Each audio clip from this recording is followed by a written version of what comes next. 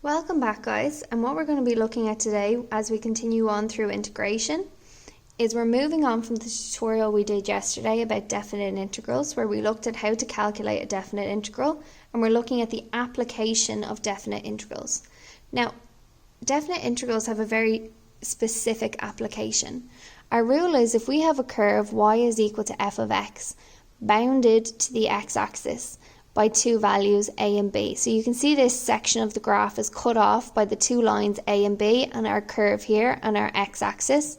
That area that's bounded there can be found by using the integral of b over a f of x dx, where b goes on top, a goes on bottom, and f of x is an expression for our function.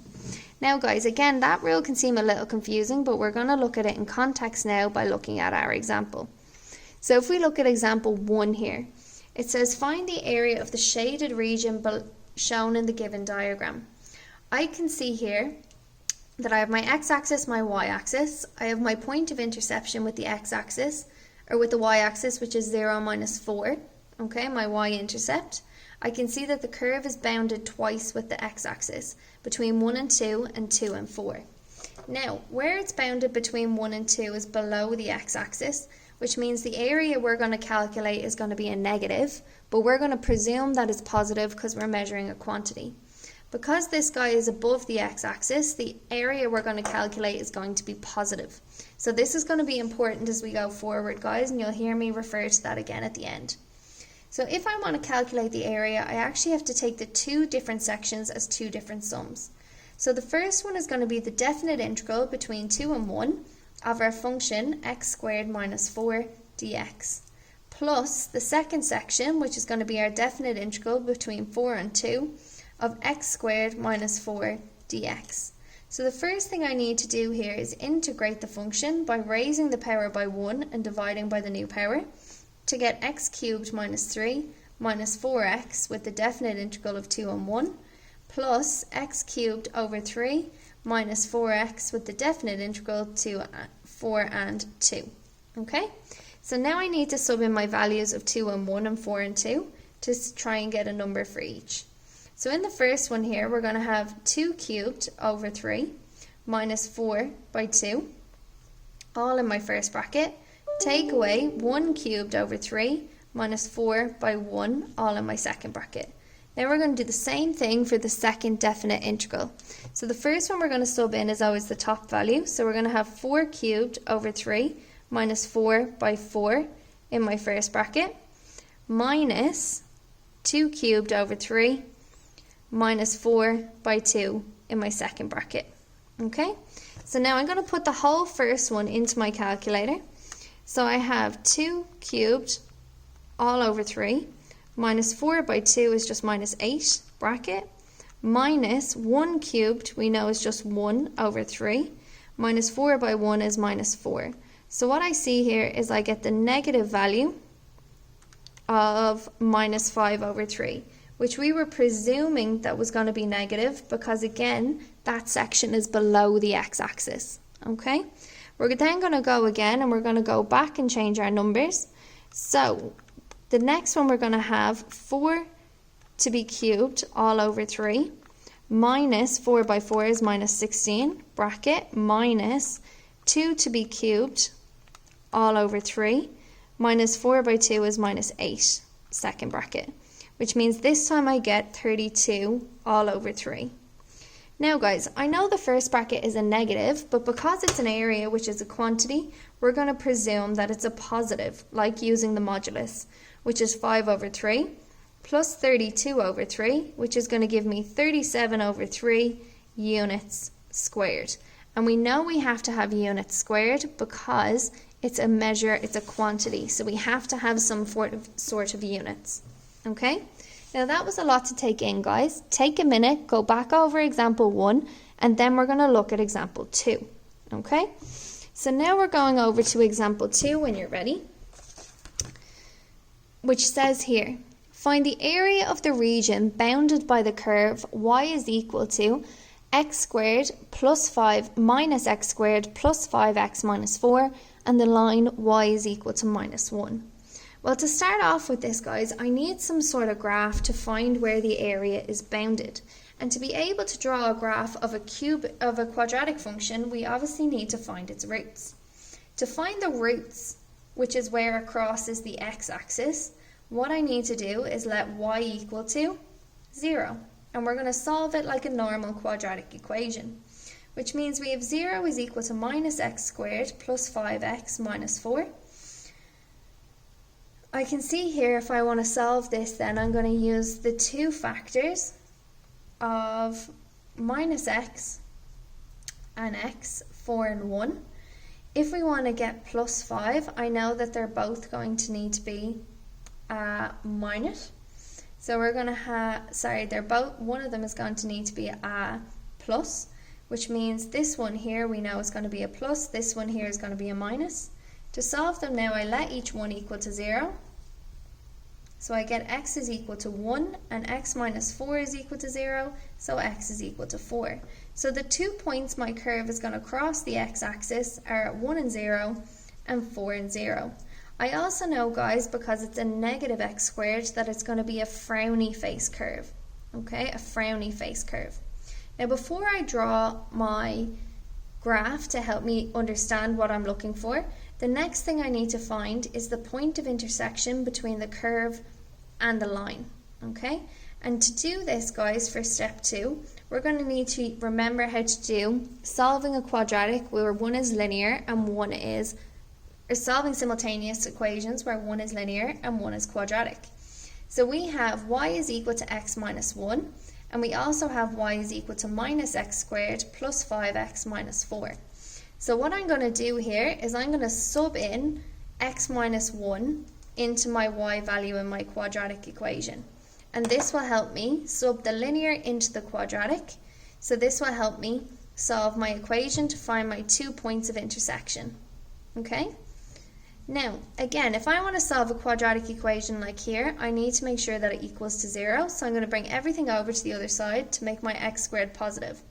When I bring that 5x over, he becomes a minus 5x. So x minus 5x is minus 4x.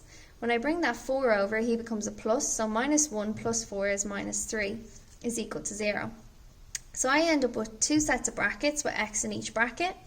I get 3 and 1, and to get minus 4, they both need to be a minus, which means x minus 1 is equal to 0 and x minus 3 is equal to 0. So x is equal to 1 and x is equal to 3.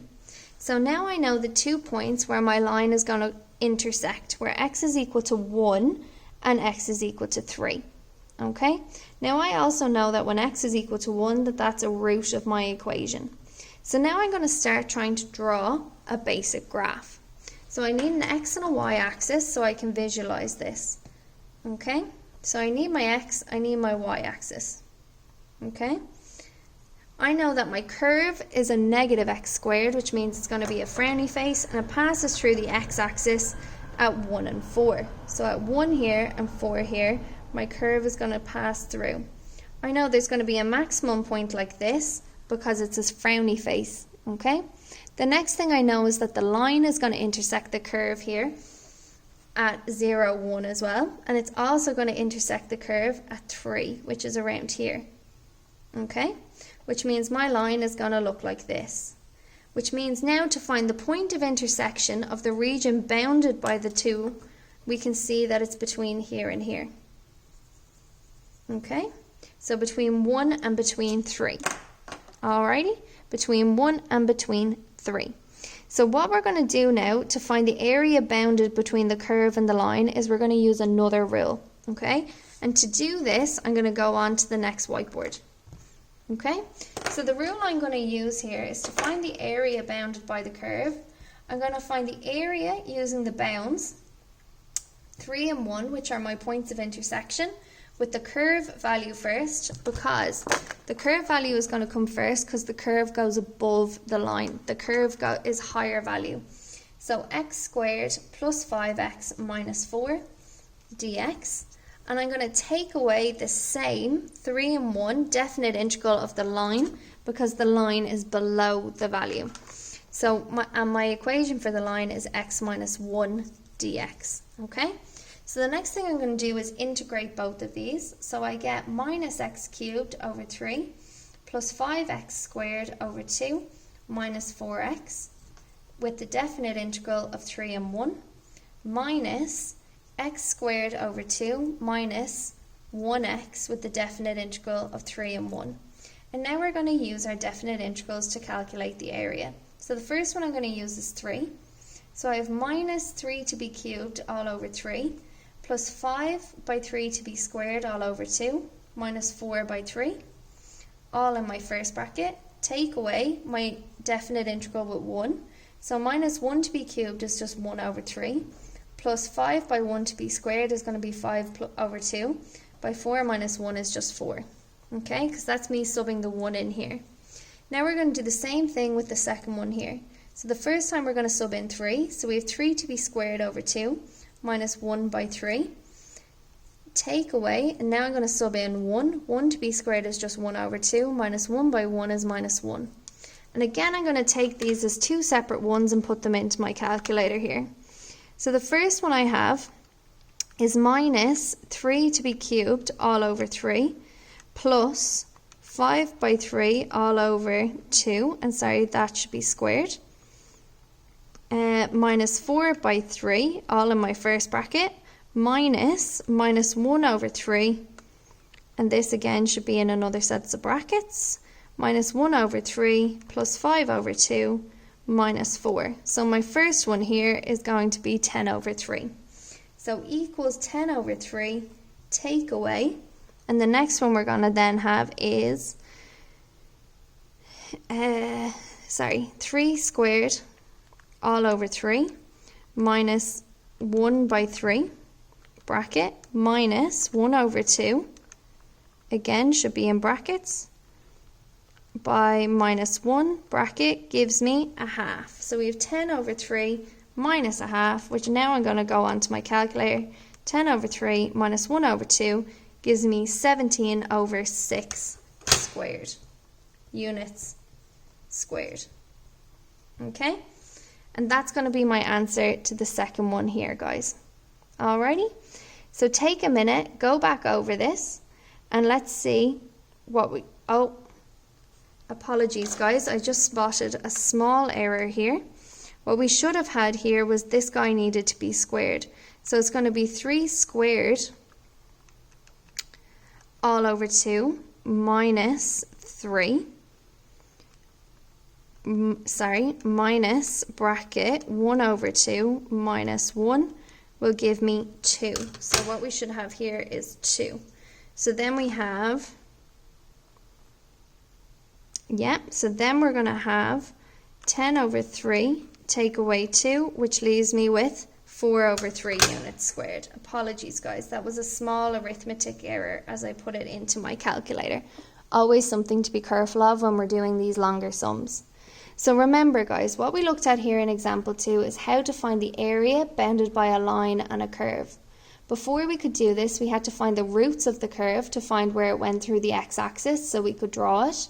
We had to find the point of intersection of the x values of the curve by isolating one of the letters, which we had already, which was y is equal to x minus 1, subbing it into the quadratic, so we had x minus 1 is equal to our quadratic, bringing it all to one side so that it equaled 0, and solving it by factorization. I then drew my graph to find the area that was bounded. I found that the curve was above the line, which is why the curve came first in my formula. Take away the integration of the line, which was below. So take away the integration of my line with my definite integrals, which were my points of intersection, 1 and 3. After that, it's integrating and subbing in, which can take a bit of practice. So there was a lot in this tutorial video today, guys. Take a minute, go back through it, and see how you get on with the notes. Thanks, guys.